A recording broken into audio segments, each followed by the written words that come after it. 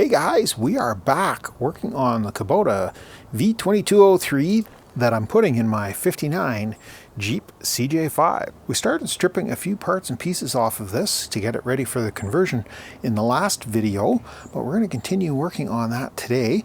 I want to try and get the oil pan drained, that's easy, and removed, get the intake taken off, get the fuel system kind of cleaned up a little bit in preparation for mounting it in the Jeep. And I want to get the oil dipstick installed. Now I thought I was going to have to drill this, but this is a more recent one and the block comes pre-drilled with just a rubber plug in it. We do have to drill the other side though, so follow along. We'll make some more progress on this thing and get it ready. I was just talking to Greg a little while ago and pretty much he has the parts in stock, so when in a couple of weeks we should be able to get this start putting some pieces together on this thing.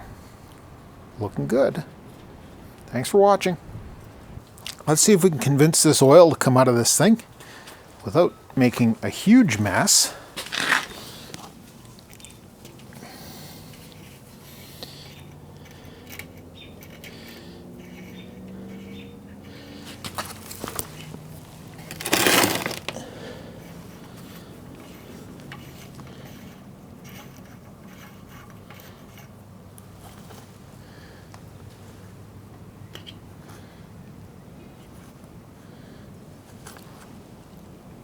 Okay, let me grab a screwdriver, or how about an extension?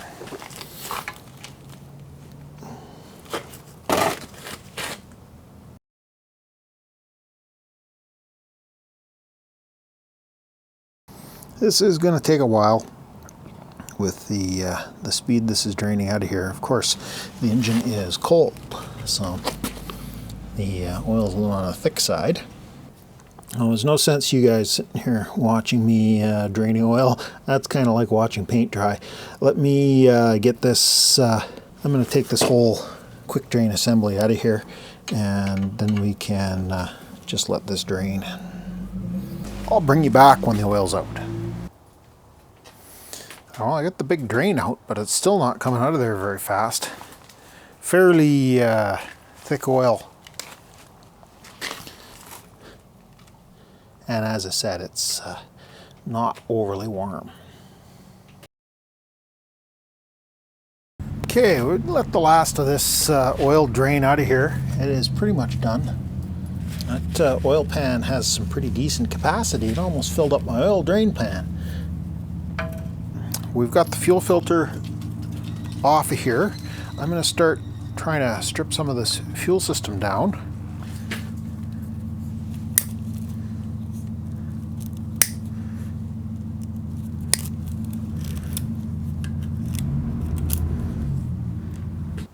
What we want to do is get as much stuff off the side of the engine here so we can see what we're working with. We're going to end up putting all new hoses on when we plumb it in the vehicle anyways.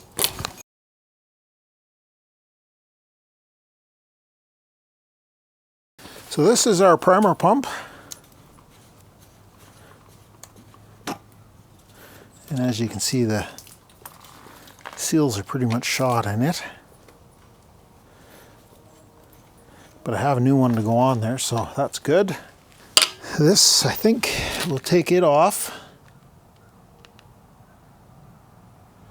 We do need to spin the engine over till we find the timing mark, though.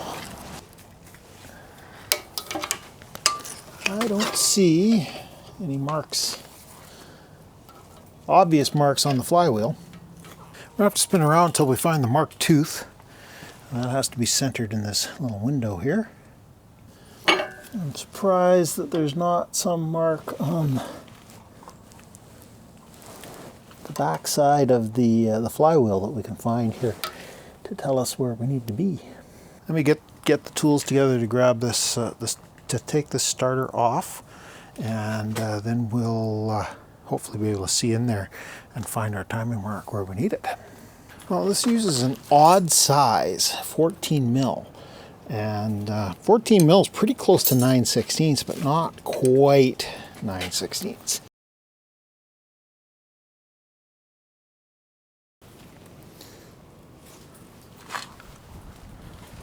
Okay, now we can see the flywheel. Hopefully we can find that mark.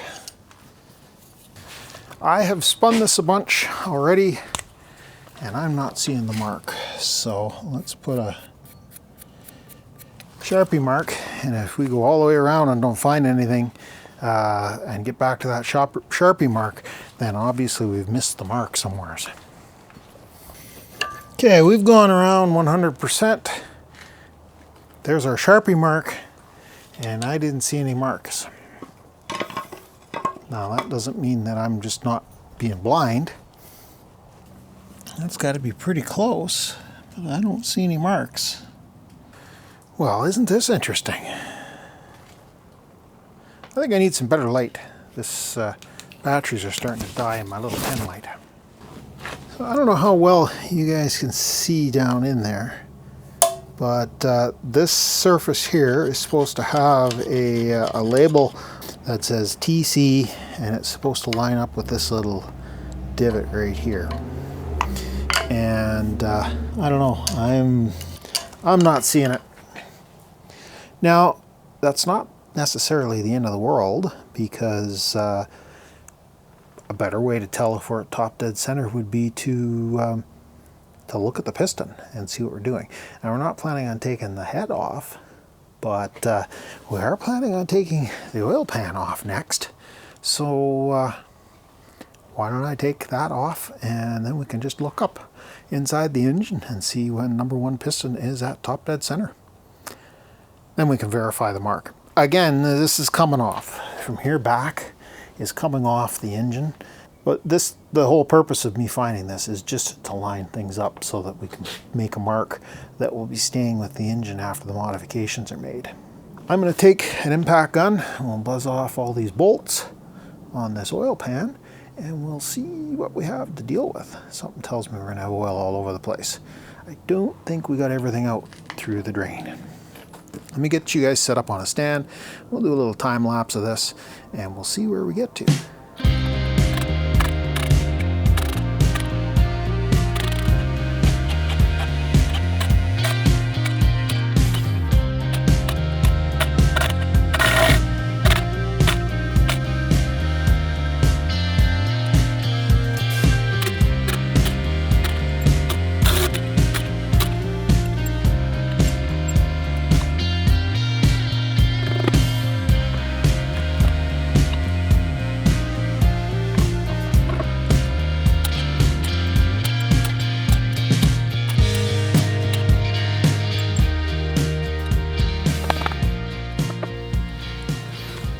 So we are not at top dead center on number one. As you can see, we're mid-stroke. I didn't think we were, to be honest. What are we doing now? Still not top dead center. That should be pretty close to top dead center. Now let's see if we can find this mark. Oh, I don't know. I can't see anything in there. I'm going to have to take the wire brush, scrub around a little bit, and we'll see what I find. So we are at the top of the stroke on the number one piston, but I don't think that that is top dead center.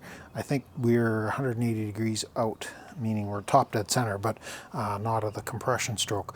Both valves have just a little bit of tension on them. There's no lash there. The rocker arm won't move, so that tells me that we're 180 out. So I'm going to mark this with an X, and that tells me that that's not it. We'll run it through one rotation, and hopefully that will put us in the right spot. I am not seeing any mark at this spot, and we should be seeing a mark whether we're on compression or whether we're on the exhaust stroke. I don't know. Should be seeing some kind of mark here, but I'm just not. Like, take the lights, and I'm not seeing anything. There is a little bit of corrosion on that on the edge of the flywheel that could be masking the etching, but I just don't see anything. Let me run it through one cycle. I'll bring you back and we'll see if we've got the number 1 or number 2 valve, or the number 1 cylinder, both rocker arms, just a little bit loose. Well guys, we are at top dead center in there. I've rocked it back and forth a bunch of times, and I'm not seeing any marks in here. Are you seeing any marks in there? Maybe a bit of a divot there, I don't know. I think I'm just imagining things in the light surface rust on the edge of that flywheel. So potentially this particular model doesn't have a marked flywheel, or it may have been a painted tooth that has just from exposure of the elements has lost its paint. Not sure, but we are on top dead center. If we go over here, I don't know whether you guys will be able to detect this or not, but we've got just a little bit of movement in both those valves in the rocker arms, and I'm going to guess they're probably set right.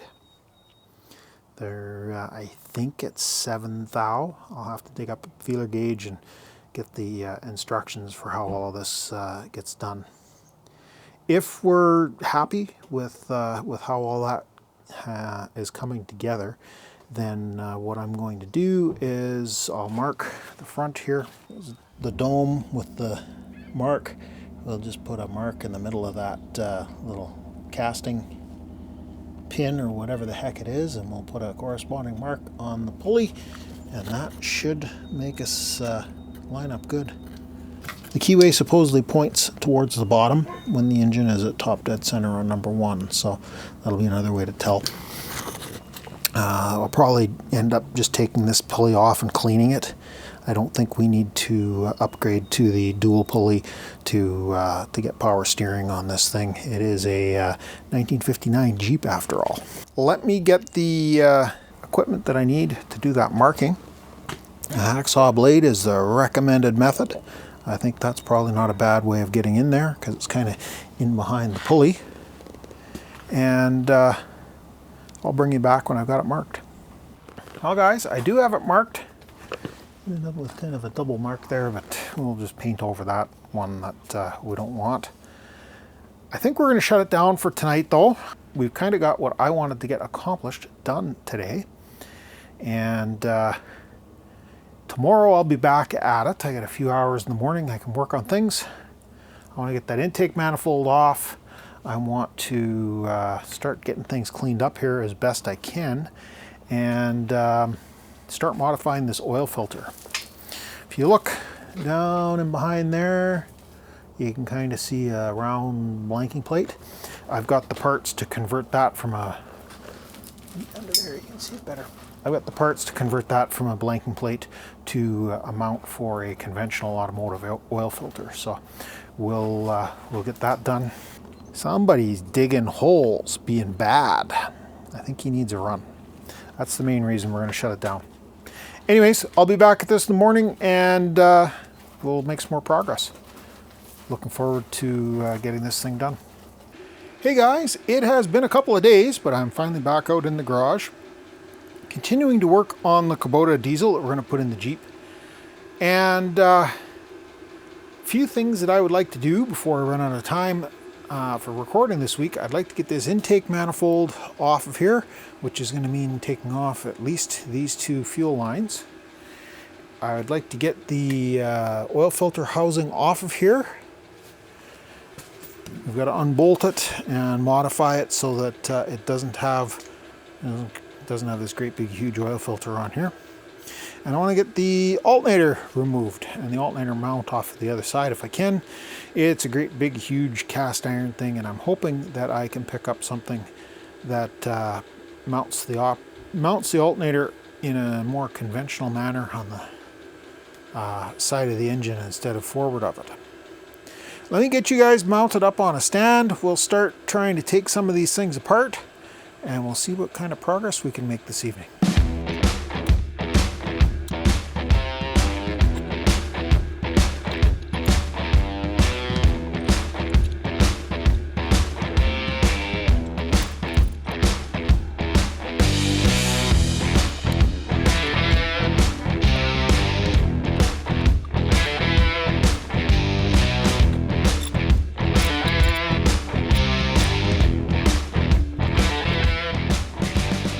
Let's get the intake off.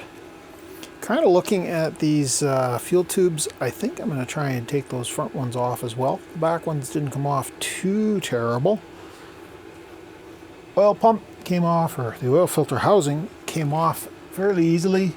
And as you can see, there's that cap that covers the conventional oil filter housing. And I've got the fittings to go in there to convert it over to a standard oil filter. I'm going to take the alternator bracket, etc., off of the front of the engine now. I'm not going to bother recording that. Just looks to me like it's 3 or 4 bolts, and that should come right off of there. And then we'll have pretty well everything stripped down. I'll bring you back when I've got that part taken care of, and we'll see where we get to. Well guys, I think we've got this thing stripped down pretty much as far as we need to. Maybe I'll still take these fuel lines off just so they can clean them up on the wire wheel instead of just trying to do it here on the engine. But the next bit of work I got to do on this is get rid of all this scale, get some masking on here, and get some fresh paint. Oh, we still have the turbo return that goes over here.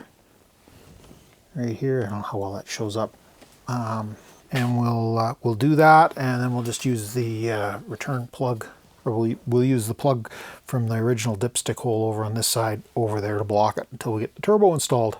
Anyways, that is it for today. Thanks a lot for stopping by. Greatly appreciate you taking the time to watch the video.